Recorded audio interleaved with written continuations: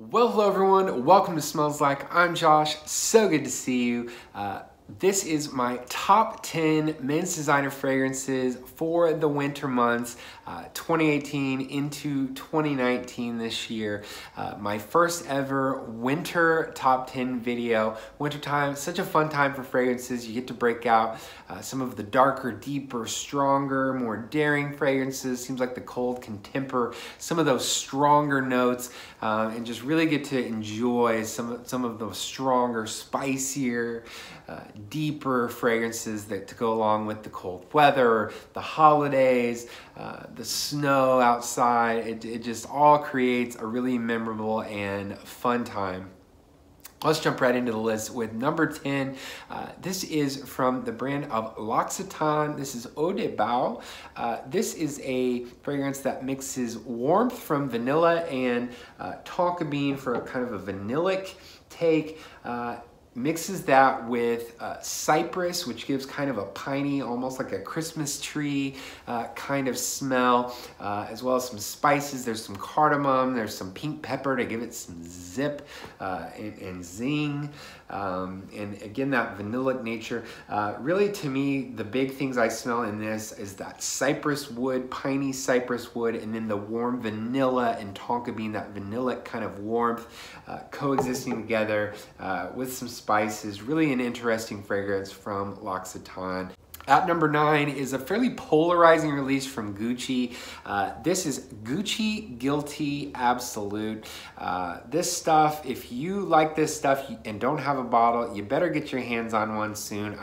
If it's not been discontinued, it will be soon, because this just did not please the masses, but it sure does please me. This is a dirty leather and dirty patchouli. There's 3 different kinds of patchouli oil in this. There's a rough and tumble vetiver. This is just all about rough and slightly dirty leather, patchouli, and vetiver, as well as some woods. Just a masculine, kind of outdoorsy type of fragrance. Rough and tumble from Gucci. Alessandro Michele, the creative director of Gucci, signed this himself as his first designer fragrance release after taking over as creative director of Gucci, and I think it really made quite a statement, and I really appreciate this release from Gucci. At number 9, Gucci Guilty Absolute. At number 8, from Guerlain, it's L'Homme Ideal Eau de Parfum. So the EDP version of the L'Homme Ideal DNA, a designer line from Guerlain, so that Guerlain quality, but a little bit of a mainstream appeal. This has cherry and almond in it. Really a unique designer release, but still has some of a bit of a mass appeal to it. There's vanilla and tonka, some leather, some incense. Almost creates like a dusty, that incense is not quite smoky. It's more like a dusty incense. The way that incense can almost make the air seem dry and a little dusty. Creates almost like a dusty leather with that almond and that cherry, the vanilla, the tonka. Really an interesting designer release, and I love wearing this when it gets cold outside. At number 7, L'Homme Ideal Eau de Parfum from Guerlain. At number 6, this is my cold weather workhorse. This is the fragrance that I tend to wear to work or when I'm gonna be around people. I need something that I know is not gonna offend, but that still has enough character, enough uniqueness that I enjoy it. It's from Dolce Gabbana. You've heard a lot of talk about this. The One EDP. So I was a late to find out about this fragrance. I mean, I kind of ignored this one for years, even though everybody always talked it up and how it was one of the best designer fragrances. I ignored it until fairly recently, and just this fall kind of reintroduced myself to this and actually fell in love with it just as a bit of a dumb reach, a bit of an easy to please fragrance, kind of a workhorse fragrance that I feel like I can wear to work, I can wear if I'm going to be around people or around folks that maybe aren't into some of the more daring scents, or people that are more sensitive to fragrances. You can't always wear the strong, daring fragrances. Sometimes you need something that's a little bit of a more mass appealing fragrance. I go with Dolce Gabbana, the one for that. It's a spicy, ambery fragrance with a really awesome grapefruit coriander mix to create this sort of spicy citrus thing in it. Just a really great release from Dolce Gabbana. That's the one. At number 6, one of the best bang for your buck fragrances on the planet. This is from Lalique, Encre Noir à l'Extreme. So you may be familiar with Lalique Encre Noir. It is a vetiver and woody type of fragrance. This takes that kind of dark, brooding vetiver and woods and spices it up just a little bit with some incense. They added incense. I feel like they also deepened the vetiver a little bit, where it's kind of more of a darker, rootier vetiver. This definitely isn't for the faint of heart, but I absolutely love it. It kind of reminds me of Sycamore from Chanel's Exclusives line. And at the prices that this can be found, it is an absolute steal. I will always keep this fragrance in my collection, Encre Noir à l'Extreme from Lalique at number 6. At number 5, this is a fragrance that I save all year. I only wear it in the coldest months of the year because it is just such a strong powerhouse of a fragrance. I love creating scent memories, and so I've just created scent memories with this fragrance where I only wear it when it's super cold out. This is from Moog Lair.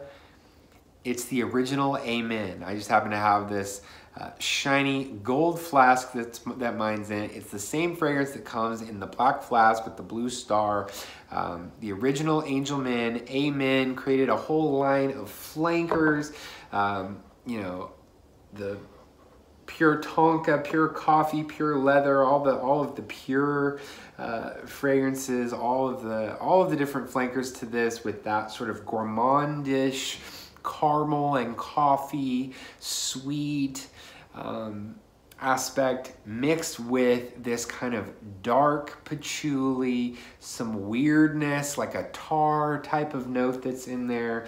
All kinds of stuff actually going on in this fragrance, but to me it just is, it's sweet mixed with kind of a dark patchouli and again that kind of weird tar-like note that probably turns some people off. I think it's just totally unique, totally weird and great. Absolutely love wearing this during the coldest months. I've really had some great memories wearing this in the dark and coldest parts of the winter. At number 5, Angel Men from Moog Lair. At number 4, another fragrance that I love creating scent memories with during the winter time, especially during Christmas time. I like to wear this one. I first fell in love with this fragrance during Christmas time because I always like to get those chocolate oranges. They're chocolate, they're in the shape of an orange, and the slices are in the shape of orange slices, and it's citrus flavored chocolate. I love getting those during this time of year. And this fragrance, the first time I tried it, really reminded of those. I instantly started wearing it during the winter time and during Christmas time, creating scent memories with this, starting as soon as the weather turns cold in the fall, all the way up until the end of winter. From Guerlain, this is L'Instant de Guerlain Eau de Parfum, formerly known as L'Instant de Guerlain Extreme. They dropped the Extreme, changed the packaging, made it an EDP. There's also an Eau de Toilette version. I like to layer them together, but I also just enjoy this EDP by itself. You know, when the weather has finally turned cold, this is patchouli. I seem to like patchouli. I've been mentioning patchouli in almost every one, so I must like patchouli a lot. But this has cocoa and citrus that really creates that chocolate orange, citrus chocolate kind of vibe, as well as some patchouli, some sandalwood. There's some star anise in this, giving that kind of herbal aspect. almost like black licorice kind of star anise thing. It just is a really well-made, well-blended fragrance from Guerlain. Really just has to be tried to be understood. L'instant de Guerlain Eau de Parfum from Guerlain. At number 3, this is probably the rising star of my collection just because this only was released in 2018. It's already been at the top of my fall list. Now it's near the top of my winter list. From Tom Ford, it's Ombre Leather. This is your quintessential slick, cool, sexy leather fragrance. It just smells like fine, expensive leather. It's sexy. It's great for like going up, dressed to the nines, feeling good, feeling cool. This just really accents those type of times. I like to wear this when I'm wearing like my cooler clothes or like my, you know, like a black leather jacket or, you know, cool leather boots, that kind of thing. Like whenever I'm wearing like, you know what I mean, your cool clothes. When you want to wear your cool clothes. This is what I wear when I'm wearing my cool clothes. At number 2, these are both, the 1 and 2 are both excellent choices. Hard to say that one's better than the other. They're both total legends in my book, but let's go with number 2. From Christian Dior, this is Dior Homme Parfum. They took that signature Dior Homme DNA with that iris, kind of powdery, almost cosmetic-y iris, and put that with some really masculine, classy, classic cologne notes like vetiver and leather and patchouli again. This one takes that Dior Homme DNA and really darkens it up, strengthens it with this really dark, smooth leather, some ambrette, which gives it this musky nuance, and then some sandalwood. It really gives it kind of a smooth, woodsy touch. This stuff is a masterpiece in my book, hard to find in the United States, as this has only been released in the European Union. Finally got my hands on a bottle here recently after going through decant after decant over the last couple of years, and absolutely loving Dior Homme Parfum. I think if I had to choose one from the entire Dior Homme line, I would probably still go with the original Dior Homme just because it's more versatile. But in terms of scent, this to me is the best smelling of all the Dior Homme, even Dior Homme Intense. I'm going with Dior Homme Parfum when it comes to the smell. Every time. Absolute masterpiece in my book at number 2. That brings us to number 1. Now, Dior Homme Parfum easily could have been number 1. There just is one that I love a little bit more. It's from Chanel, my favorite house. And this is Egoiste, not Platinum Egoiste. This is the original Egoiste with its dark woods like rosewood and mahogany. This also opens with a mandarin. There's some spices like coriander, giving it that kind of citrus spiced touch. There's also some leather in this. There's an awesome sandalwood note. This to me just smells like being in some sort of like a den or an office or something like that, where all of the furniture is leather. You're sitting in a leather chair or on a leather sofa, and then everything else is made of dark wood, expensive woods, maybe a touch of tobacco in the air, because there's a touch of a tobacco in this. It's masculine, it's classy, it has that Chanel touch. To me, this could easily be part of the Chanel exclusives, the Les Exclusives de Chanel. And this was a riff on Bois d'Ile from the Exclusives line.